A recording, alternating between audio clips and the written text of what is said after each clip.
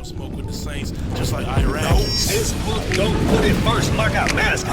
Dumping all the body doctor ends in the trash can. When we walk in, see them fringes and they asking, you the 12 tribes Yahweh sent? I see the black skin, Yahweh in my DNA. We hold the power. Head high, standing tall, just like a tower. Kwam Yasharala, we the chosen. In the kingdom, dripping gold, boiling like the roses. Waiting for the day of redemption, we leaving Babylon. Commandments keep me close to his love. Read the book of John, I be quick to cut a silly scarf, or we don't play that. Heathens say they nation can make it, but why you say that? Shout out Jacob, the legend, my favorite wrestler. Not the mighty men of the Lord, we just a message. Okay. You a silly goose on the loose, you just a question. What? We got hella answers and lessons, come get a fresh. Hey, Big Judah coming through, charged up in nationality. Your nationality. African American. Alright, so do you know that African American is a conjuncture of two white men, Leo Scipio Africanus and Amerigo Vespucci? That's where they get African American. That's right. So who were we before we were being called African Americans? Well, we were slaves, but slave isn't a nationality, right? So what we're trying to do is come out here and tell our people who we actually are, right? Let me get a couple minutes with you. Let me get Deuteronomy 1:1. Let's figure this thing out, because we can't keep going by African American. We can't keep going by black. We know that's just a color, right? That's right. We know there's no land of black. So as men, let's figure out who we are, right? Because it's important that we figure out who we are so that we can teach more of our people who we are, right? All praises. Let me get that. Bring it out. This is Deuteronomy 1:1. These be the words which Moses spake unto all Israel. Are you familiar with Moses at all? The story of Moses? Do you believe in the Bible?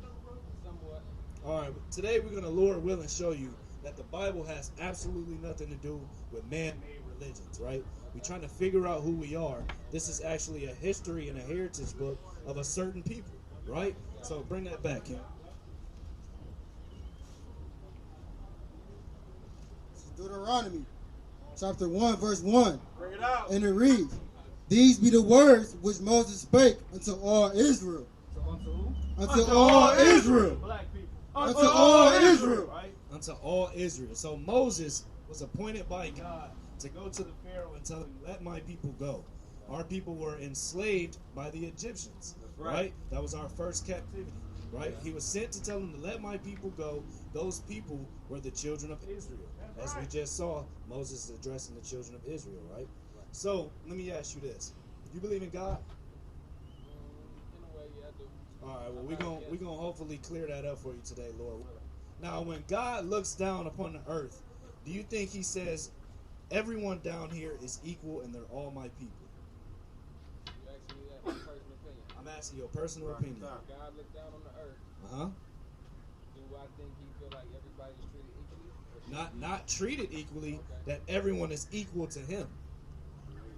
Not equal to him as in we're God, but does he see everyone as equal? I believe so. You believe so?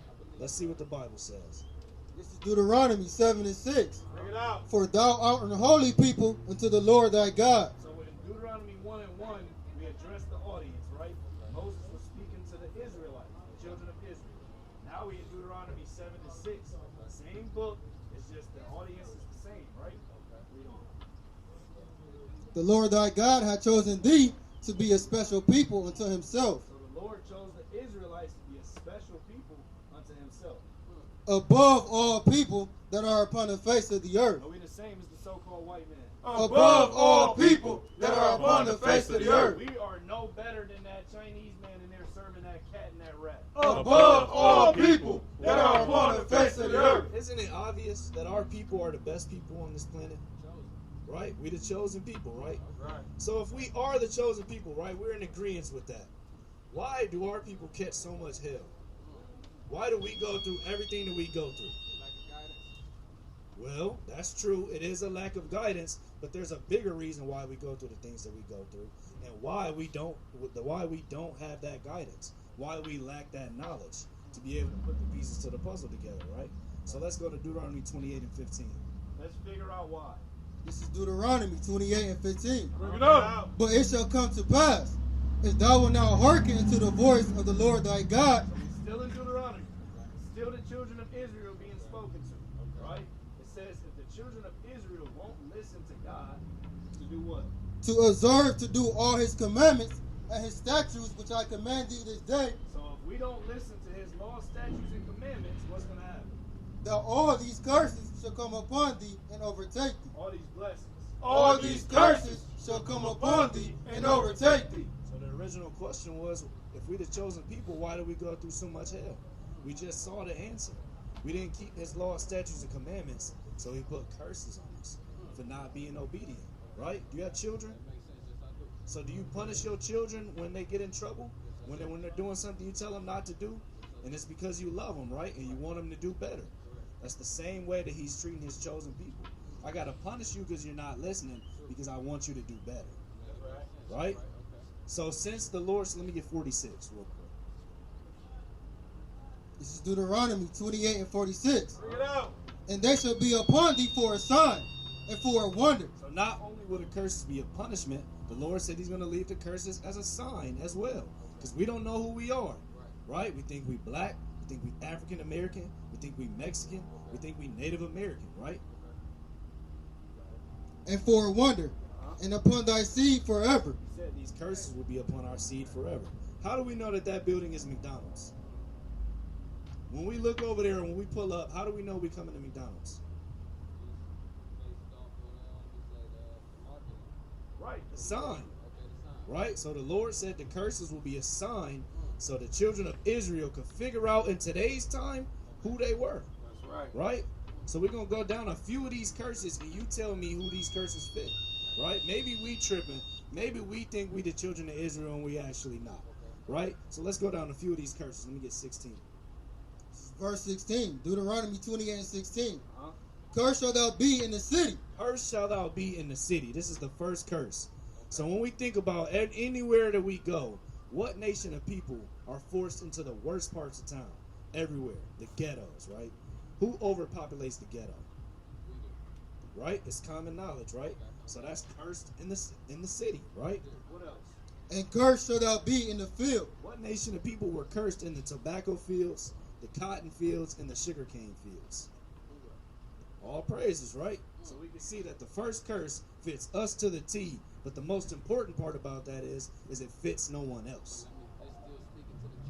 It's still speaking to the children of Israel. We still in Deuteronomy, right? These curses fit nobody else, right?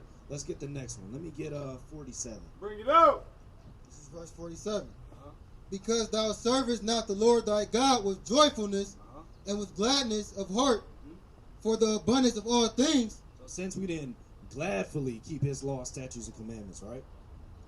Therefore shalt thou serve thy enemies, The Lord said we would serve our enemies, right?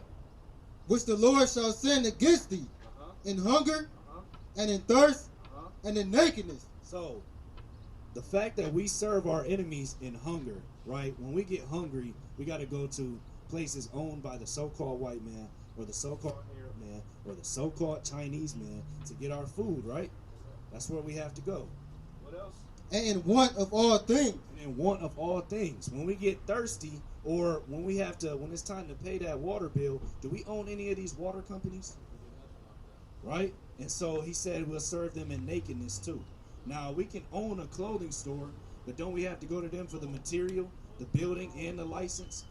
He said we'll serve them in a want of all things. It's nothing that our people can go and get without their permission, right? We can't even get a damn home without their permission, right? Right. What else? And he shall put a yoke of iron upon thy neck. He shall what? He Shall put a yoke of iron upon thy neck until he have destroyed thee. Let me get this sign for you, King. The Lord said the children of Israel would have yokes of iron upon their neck until they had been destroyed. So what nation of people do you know had yokes of iron around their necks? That's right. That's one of the curses, right? So if the Lord said that these things would happen, if these things would happen unto the children of Israel, but we can plainly see through facts and history that it happened to us, who does that make us? All praises, right? It makes us the children of Israel, right? That's how we know that this Bible has nothing to do with religion, because it's based off facts, archaeology, and history. right? We just putting the pieces to the puzzle together. Let's get another curse. Let me get 49. This is Deuteronomy 28 and 49.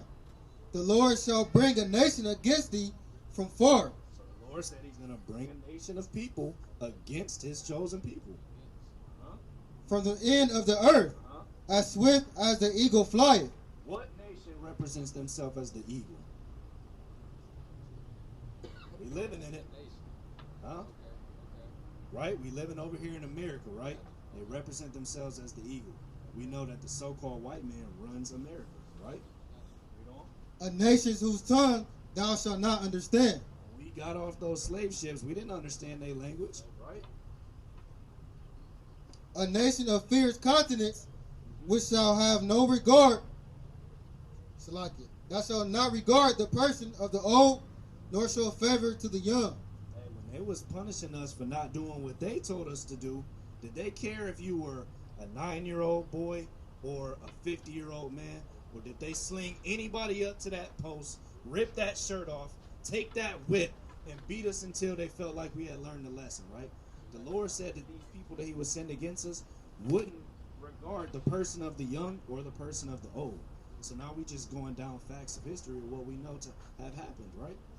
Right? Let me get 68. Let me get 54 first. We'll put out another curse. This is Deuteronomy 28 and 54. Bring it out. So that the man that is tender among you and very delicate. So tender among you and very delicate, how we're supposed to be. I'm supposed to be, how you doing, brother? Is there anything that I could do for you? That's how our people are supposed to be amongst all of each other, right? But we used to be that way. But since we didn't keep those laws, statutes, and commandments, what happened? His eye shall be evil toward his brother. The Lord said our eye will turn evil toward our brother. So now we in gangs. Now we shooting each other. Now we running in each other's homes. Now we might want to kill you just because you live a street over, right? You may have looked at me the wrong way. You may have bumped me, and a little bit of my drink got on me while we were at a party. Now we taking it outside, and what's happening next, right? What else? And toward the wife of his bosom. Why we treating our women the way that we do?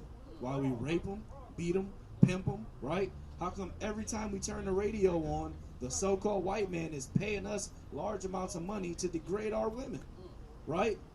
We make it, so-called make it in this white man's kingdom and get a little money, and the first thing we want to do is cast our women aside and go get a foreign woman. Go get a so-called white woman, right? That's our eye being evil towards the wife of our bosom, our people. And toward the remnant of his children, which he shall leave. So the Lord said that a curse would be on us, that we would leave our children. Aren't we known for that? So is this a fairy tale that we reading about? Or is this facts? This wasn't written by the white man. This is our book, our history and our heritage. And it's time that we uncover it. It's time that we stop listening to the damn oppressor, stop following in the traps that they want us to fall in, stop being out here selling drugs and killing each other, and come back to the law, statutes, and commandments. Because we saw that breaking the law got us cursed. So what will get us uncursed? All praises, King. It's that simple, right? So what's your nationality now that you know? All praises, right? The Lord said that these things will happen to the children of Israel, but it happened to us. Be reality for now, we can all dream. I had a dream that I died, nightmare, then I woke up, focused, CNN steady trying to quote us. 12 tribes scattered abroad, they reproach us, looking for the day we return back to our culture. Wait, hold up. Did you say that? We ain't really niggas, we kings, ancient from way back. Culture from the east, no more ducking police. E5 on my chest, light speed chariot. We ain't talking sci-fi, digital like Wi-Fi. We connect, no regrets, back to our holy sect. Dan and Manessa is close, don't ask for Jacob.